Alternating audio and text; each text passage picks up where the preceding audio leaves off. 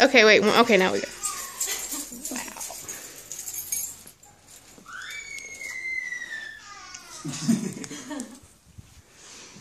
All right.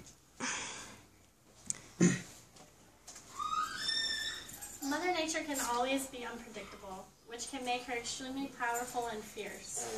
There could be a light rainstorm one minute, and the next there could be a tornado coming towards you on the street. Or maybe that hurricane that was supposed to die out at sea decided to strengthen up and move for Florida. We can only prepare ourselves so much for these unexpected events. With this being said, I'm going to explain how a hurricane, tornado, and earthquake are developed.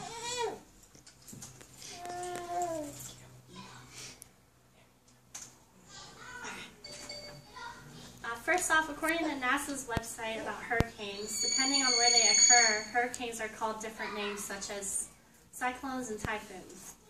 Although the most fitted scientific name for this would be a tropical cyclone. Hurricanes start from over warm waters over the ocean close to the equator. They need that warm, moist air to get going. The warm air will begin and rise because of the low air pressure below. Once the air is swirling around and makes its way to the warm, moist air, that air will eventually rise and cool off, which causes those swirling clouds.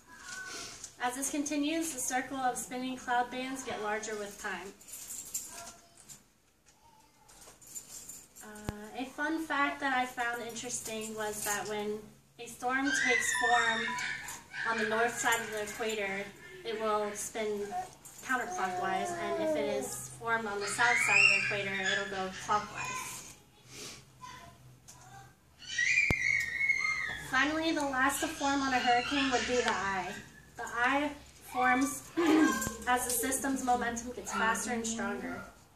The eye is always the calmest area of the storm and contains very low air pressure, while the higher pressure makes its way from the top down into the eye. I am from Florida and have had my fair share of hurricanes and everything that comes with it, such as putting shutters up, no school days, flooded cars, and power outages. It's not much fun. Have you ever watched the show Storm Chasers? I was obsessed with it, but would never have the guts to get as close as those guys. I find tornadoes to be the most fascinating and scariest situation at the same time. Tornadoes usually form during a supercell storm. Like anything else, the warm air rises while the cool air drops. In this process, the warm air rising will start to make this circular twisting movement. That then causes a funnel to form, which starts a tornado, according to Universe Today's article.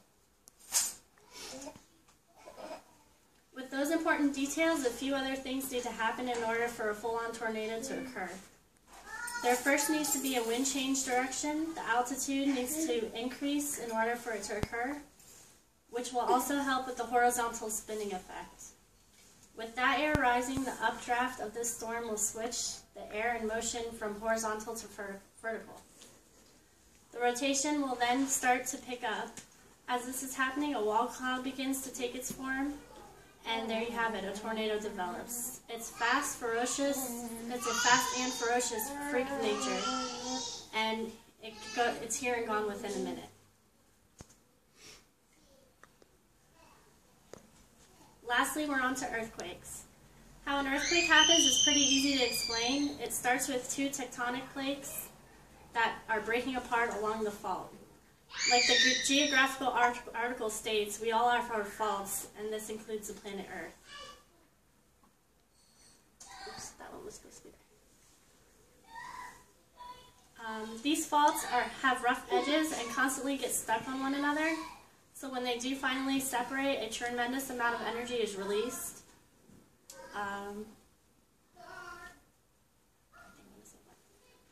And that's when foreshocks occur from this series of small earthquakes. But those then lead to a larger one called a main shock earthquake. Like a main shock earthquake isn't enough, there are aftershocks that take place, and those can go on for days, weeks, months, or even years. The size of an earthquake can show the size of the tectonic plates tectonic plates that have moved. This is measured by a seismogram. I have never experienced an earthquake myself, but I can live with that. And that's it. I actually forgot a paragraph, but that's okay. Have you ever experienced I know you said a hurricane, a tornado? Tornado? No. I grew up in Florida. I've only been here probably like 2 years. Okay, so you missed that last one. Yeah. When I was little, we had one near us, but I wasn't. Okay. Does a hurricane get stronger when it gets closer to land or weaker? They get weaker.